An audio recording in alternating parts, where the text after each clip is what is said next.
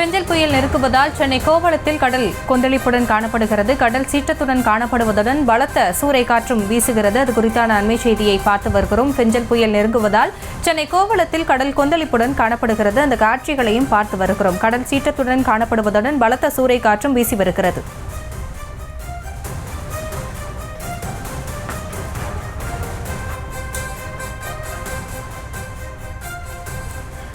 பெஞ்சல் புயல் காரணமாக சென்னை கோவளத்தில் கடல் சீற்றத்துடன் காணப்படுகிறது. விவரங்களோடு இணைகிறார் செய்தியாளர் சிவபிரகாஷ். பெஞ்சல் புயல் காரணமாக சென்னை கோவளம் கடற்கரையை பொறுத்த அளவில் கடல் சீற்றம் எந்த அளவாக இருக்கு, தற்போதைய நிலவரம்?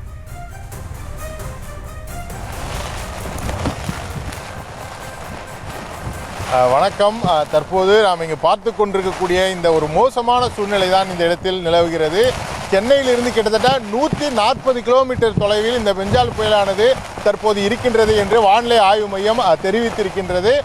அந்த வகையில் அந்த 140 கிலோமீட்டர், அதாவது சென்னையை நெருங்கிவிட்டது பெஞ்சால் புயல் என்பதனை விளக்கக்கூடிய வகையில் தான் தற்போது இந்த கோவளத்தில் இருக்கக்கூடிய ஒரு சூழ்நிலையானது இருக்கின்றது.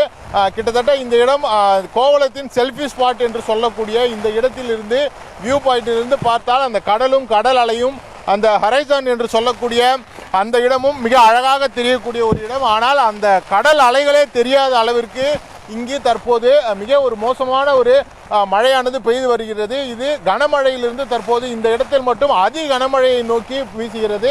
அந்த மழை மட்டும் இல்லாமல் மிகவும் மோசமான ஒரு சூறைக்காற்றும் இந்த இடத்தில் வீசுகின்றது. அந்த காற்றின் தாக்கம் தாங்க முடியாமல் அந்த மரங்கள் ஆடக்கூடிய அந்த காட்சிகளையும் இங்கு இந்த இடத்தில் பார்க்க முடிகிறது. இதன் காரணமாகவே இந்த பெஞ்சால் புயல் கரையை நெருங்கும் போது மக்கள் யாரும் வெளியில் வர வேண்டாம் என்று தமிழக அரசு ஏற்கனவே அறிவுறுத்தி இருந்தது. அதே போல வானிலை ஆய்வு மையமும் கிட்டத்தட்ட 90 கிலோமீட்டர் வேகம் வரையிலும் காற்று வீசக்கூடும் என்று கூறியிருந்த காரணமாக பெரும்பாலும் இந்த இடத்தை பொறுத்தவரையிலும் மக்கள் அதிகமாக வெளியில் வரவில்லை என்றுதான் கூற வேண்டும். ஏனென்றால் ஒரு சனிக்கிழமையை பொறுத்தவரையிலும் இந்த போல ஈசிஆர் சாலை இது போல நாம் இதற்கு முன்பு பார்த்ததே கிடையாது. அந்த அளவிற்கு கிட்டத்தட்ட ஒரு வெறிச்சோடிய சாலையை தற்போது நம்மால் இந்த இடத்தில் காண முடிகிறது. எந்த இடத்திலும் வாகனங்களே இல்லை என்று சொல்லக்கூடிய வகையில் வாகனங்கள் இல்லாத ஒரு சூழல் தான் இந்த இடத்தில் தற்போது நிலவி கொண்டிருக்கின்றது.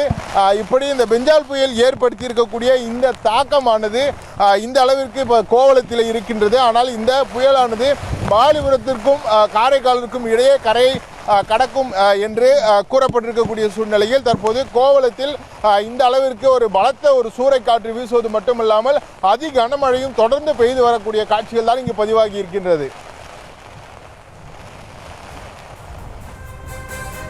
களத்திலிருந்து விவரங்களை வழங்கியமைக்க நன்றி சிவபிரகாஷ்.